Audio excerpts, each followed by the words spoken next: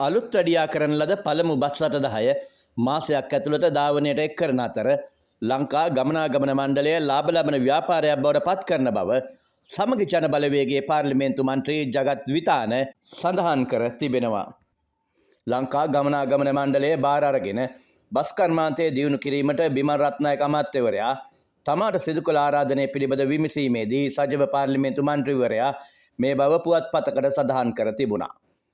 ප්‍රවාහන මහාමාර්ග වරාය සහ සිවිල් ගුවන් සේවා අමාත්‍යවරයා ලිඛිතව නිල වශයෙන් තමාට ලියවිල්ලක් ලබා දෙනු ඇති බවත් ඒ අනුව ලංගමට ඇතුළත් වී අදාළ වැඩ කටයුතු රට වෙනුවෙන් ක්‍රියාත්මක කරන බවත් ඔහු සඳහන් කරනවා. බස් කර්මාන්තයට සම්බන්ධ ඉංජිනේරුවරු හා විශේෂඥ දැනුම සහිත වෘත්තිකයන් 50ක් පමණ තමාගේ ආයතනයේ සේවය කරන බවත් එම කණ්ඩායම සමග මතුගම ඩිපෝවෙන් වැඩ පටන් ගන්නා බවත් මන්ත්‍රීවරයා එහිදී සඳහන් කර තිබුණා. ඒ අනුව ලංකාවේ කළුතර දිස්ත්‍රික්කයේ ලංගම බස් රථ කර්මාන්තය 6 මාසයක් ඇතුළත ගොඩ දැමීමට හැකි වෙතයි ඔහු බලාපොරොත්තු පළ කරනවා.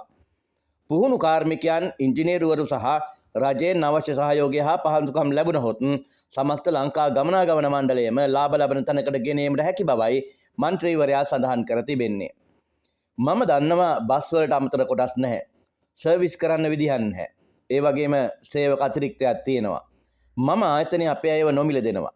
මාසයක් ඇතුළත දැනට ඉවත් කරලා තියෙන බස් රථ 10ක් හෝ මුලින්ම හදලා දාන්න මට පුළුවන් වේවි.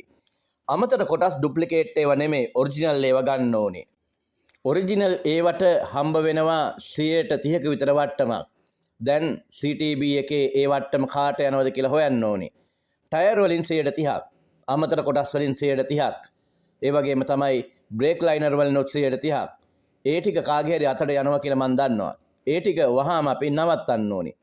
ඒ ටික කරලා වැඩ පටන් ගන්නවා. මම බස් ශ්‍රේෂ්ත්‍රයේ මගේ බස් වල ලාභ ගන්න ටිකට් එකෙන් පමණක් නෙවෙයි. පාඩුව අඩු කළා. ඉතින් මට පහුගිය ඒව අල්ලන්න ඕන නැහැ.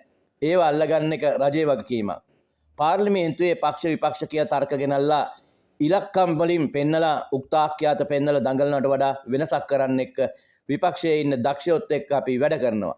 මම ඒක අංක එකටම කරලා පෙන්නනවා යනුවෙන් මන්ත්‍රීවරයා සඳහන් කර තිබුණා.